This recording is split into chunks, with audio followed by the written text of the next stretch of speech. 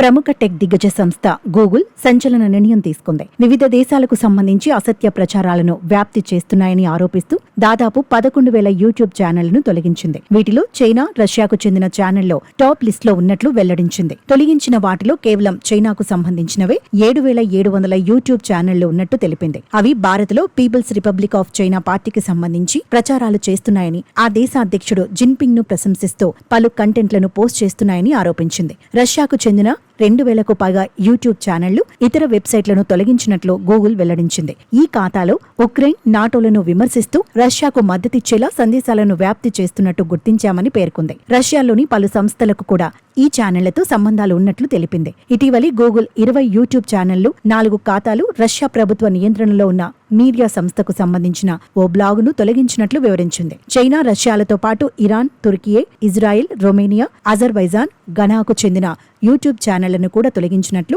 Google తెలిపింది. ఆయా దేశాలకు చెందిన యూట్యూబ్ ఛానళ్లు శాంతి భద్రతలకు విఘాతం కలిగించే, మత విద్వేషాలు రెచ్చగొట్టేలా అసత్య వార్తలు ప్రసారం చేస్తున్నందువల్ల వాటిని నిలువరించడానికే ఈ చర్యలు తీసుకున్నట్లు పేర్కొంది.